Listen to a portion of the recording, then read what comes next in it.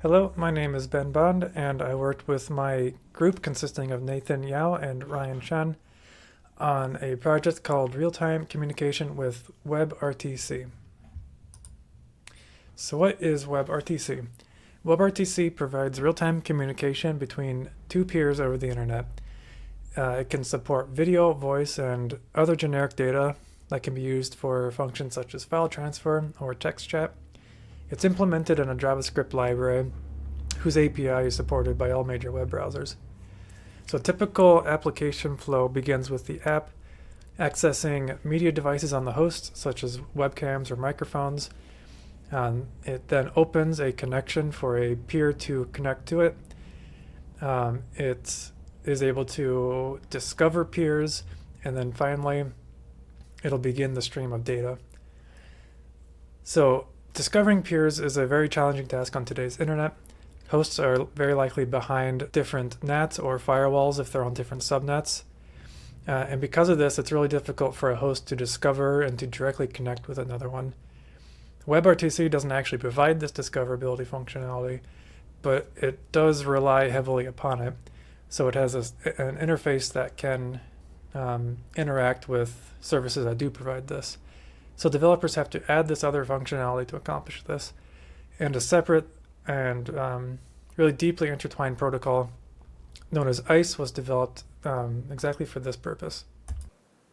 One of the key challenges in real-time communication is how do you establish a direct connection between the peers? Well, at a high-level overview, if two peers want to connect, one peer must somehow send a message to the second peer. This is done through what we call signaling, which is the initial exchange of information about the two peers. The information they want to exchange includes STPs and ICE candidates. More on those in just a bit.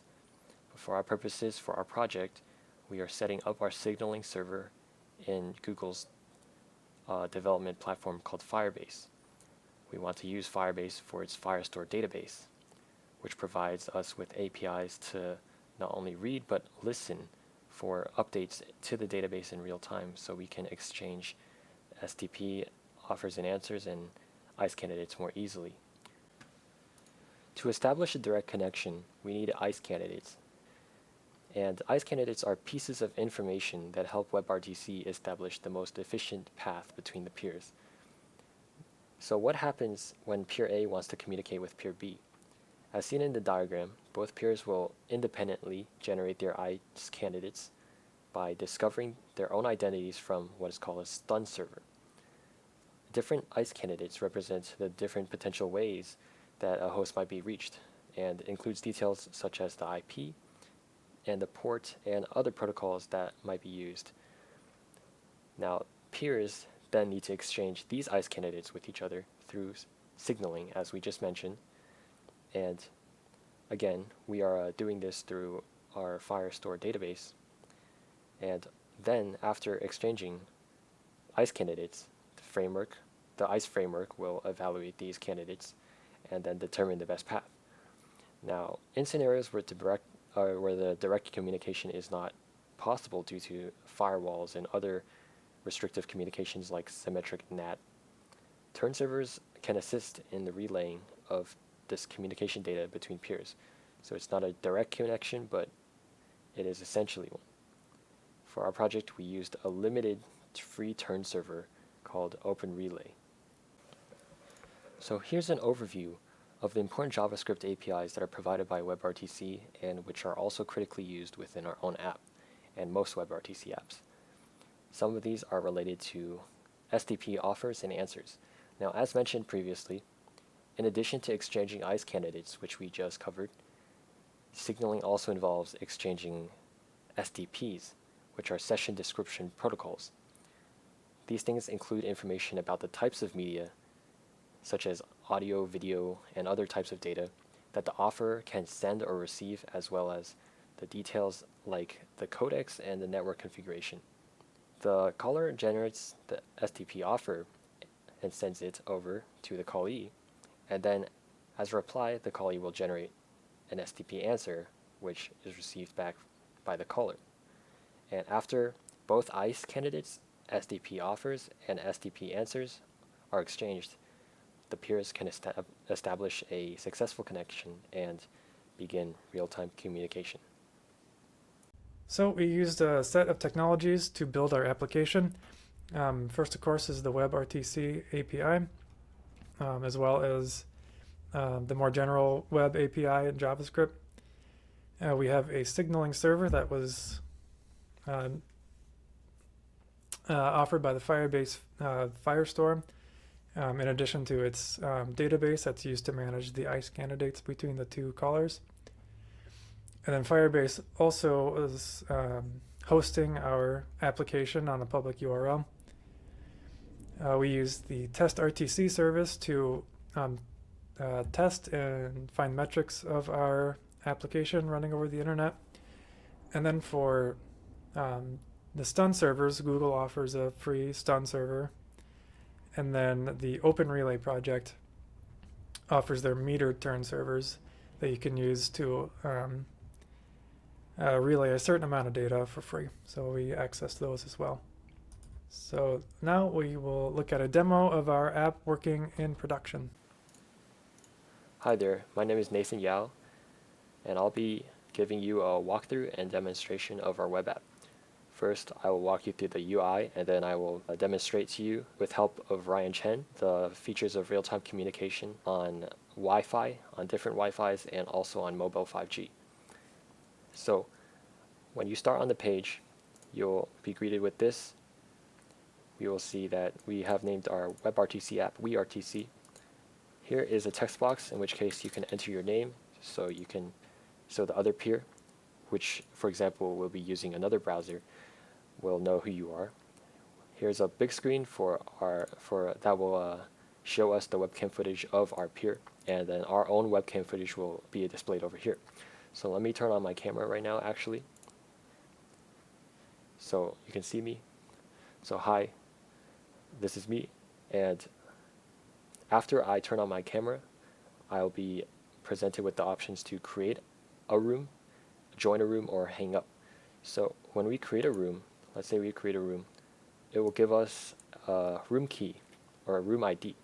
And this is a key to our signaling server database, which can be queried by our peer to join the same room, and so we can talk. Here we have the options to select some media devices. So for example, if I wanted to change my webcam, I can change it right here. And down here, we will have the option to send chats and choose image files to send to each other. Let me turn on my camera and microphone really quickly, just to continue. So as mentioned, we can type our name up at the top, and so our peer will know who we are. And in this part, we're going to show real-time communication, and Ryan will be helping us. Ryan Chen will be helping us. So as mentioned, we can create a room, which will generate a room ID, which acts as a key in our signaling server database, which a friend can query to join the same room as us. So as we have obtained the key, I can share it with Ryan.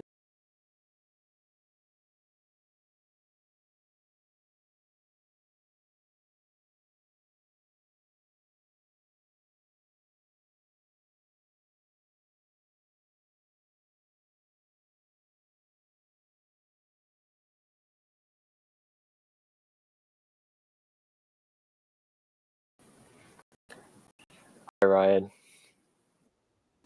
And now we'll wait for him to join.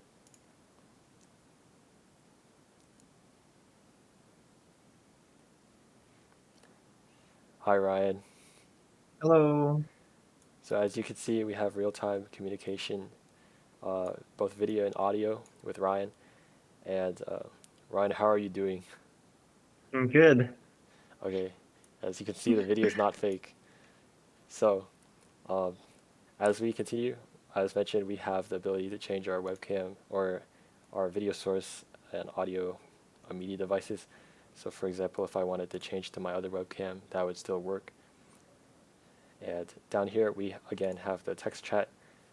So we can enter some message to Ryan, say hi, and Ryan can respond to us.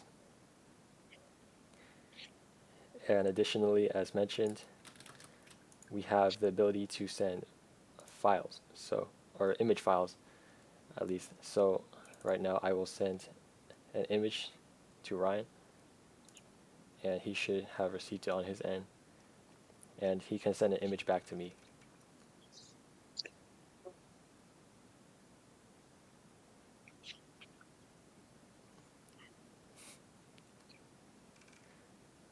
Okay, nice.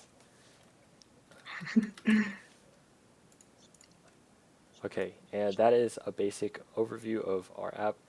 If we wanted to end the call, Ryan, I'm going to end the call right now.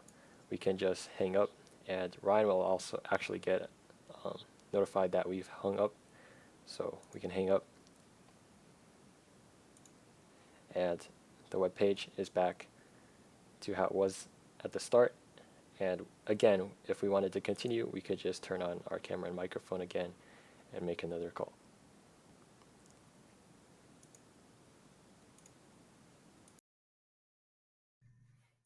Hi there, this is Nathan Yao again. So, as mentioned, now we will be showing how our web app will work on the phone. So, here is me talking right now. I have already put my name in, and I've also already generated a room ID. As mentioned, we can still change our webcam. And down here, we still have our text.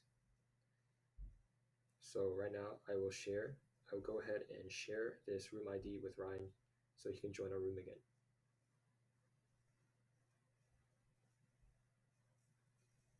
So right now you can see that I'm connected to 5G, and Ryan will still be on the same network as before, connected to his home network. All right. Okay. Where are you right now? Okay. And I'm on 5G right now, far northwest of campus. And as you can see, our communication is still established. As mentioned before, we can still send messages, but do you want to send a message, Ryan? I will send one as well. See, as we can still send messages, and I'll also be able to send some images from my phone. So let's send an image. Okay. Yeah, that about concludes how our app functions. Thank you.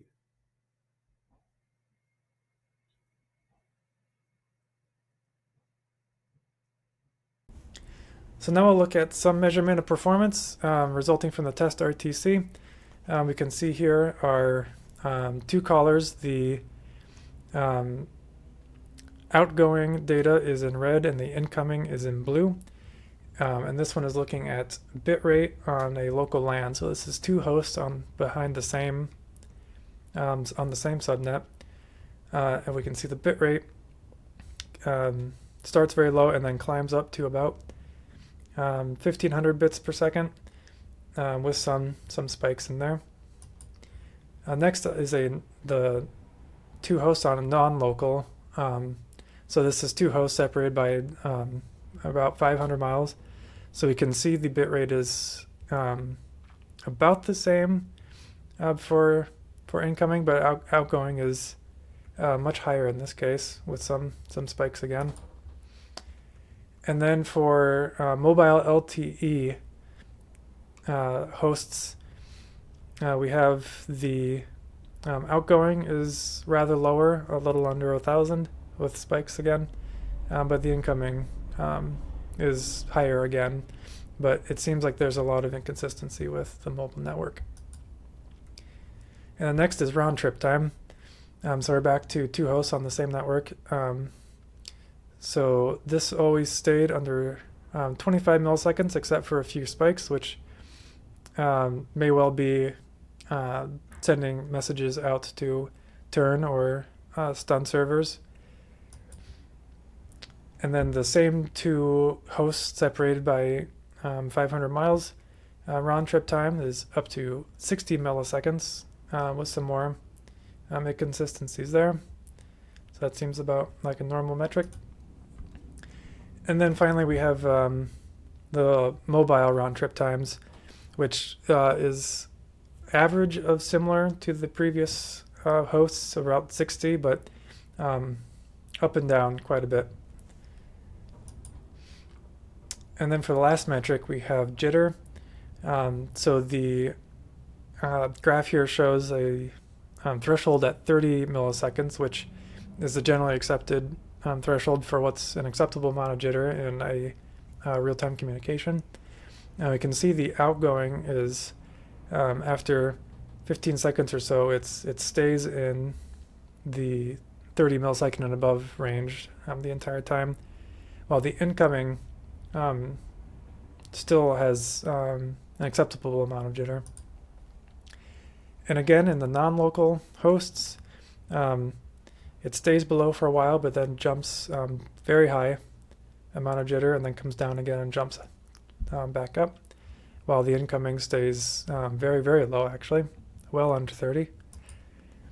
And then finally, the mobile LTE jitter. Both of the hosts climb into the unacceptable range, and they stay there, though there's a lot of variation throughout, so it seems to reflect the inconsistent nature sometimes of mobile networks.